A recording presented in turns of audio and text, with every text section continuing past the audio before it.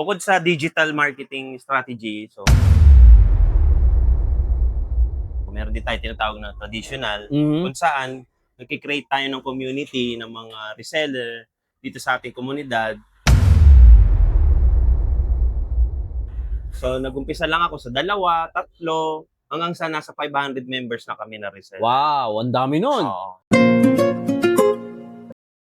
Alright, good day mga ka-New Day. It's me once again, Noe Di Matulak, ang may-ari ng isang digital ad agency. And today, eto na nga, dinayo natin itong Pasig Palateo para yan, kapanayamin ang ating special guest na kakaiba ang kanyang industry.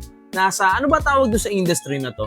Trophy shop industry. Iyon, trophy shop industry. Iyon, eto, papakilala ko na ang ating guest. Sige, go, Kas. Magandang araw sa inyong lahat. Ako nga pala si Mervin Tupas. Ako ang may-ari dito sa Awards Gallery Philippines. So, 2 years na kami nag-start nito. So, yan, nagtitinda tayo ng mga trophy, plaque, medal sa ating mga reseller. Yun, at hindi lang basta nagtitinda, makikita nyo yung likuran natin. Ito yung buong production. Totoo yan.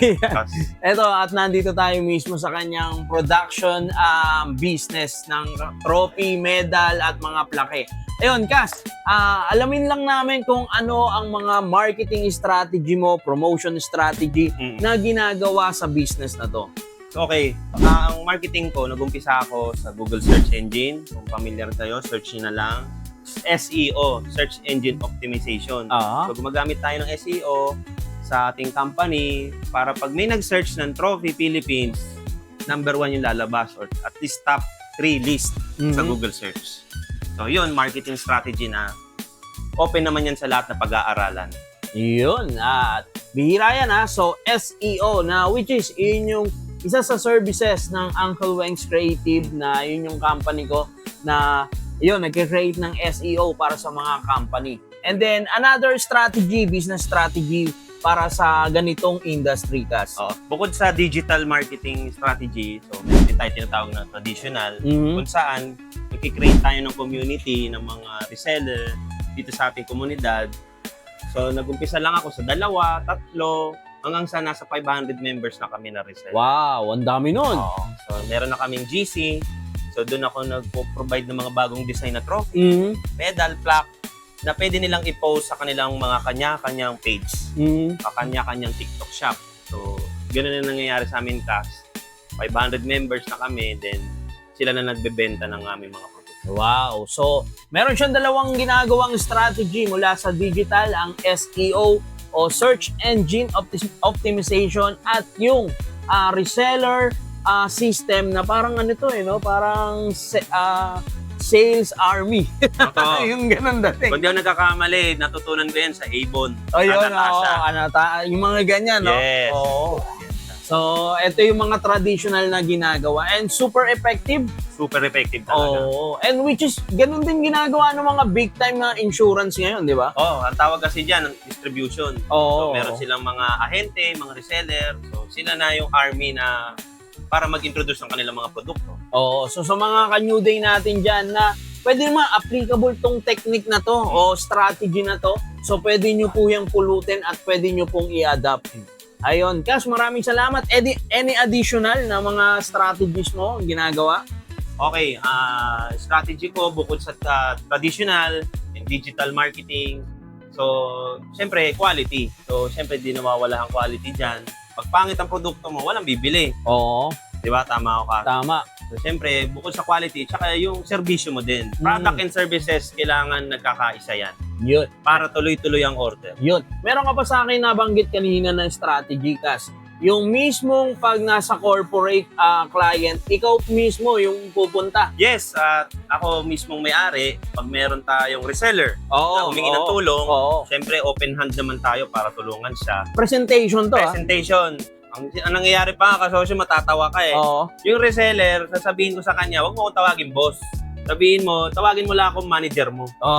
So ako na nagbibigay ng mga specification, technical specification, mga produkto, detail ng produkto, hanggang nakukuha niya yung deal. Siya, nakaupo lang, tangu-tangu lang. At tinahantay yung close deal. deal. Close deal. Oo. Wow, napakagandang technique niyan at mismo yung owner pa ang kasama mo sa presentation at hindi naman disguise pero pe-present o magre-represent na manager mo. Totoo yan. So, wow, napakaganda. Ayun, maraming salamat ka sa sharing Salamat mo. po. Any promotion at invitation para sa ating mga viewers? Naanyayahan ko kayo this coming December 20 ang launching ng ating franchise dahil konti lang kami sa industriya So hindi na namin kaya i-serve yung mas nakakarami pang kliyente. So ino-offer namin yung franchising para sa iba nating mga kababayan na gusto magnegosyo sa ganitong industriya. Dahil ang ganda ng potential market nito. Dahil konti lang ang supply, pero sky is the limit ng demand. Ayan. Siyempre, saan kanila matatagpuan ka? Sa ating Facebook, I believe, nagko-content ka rin.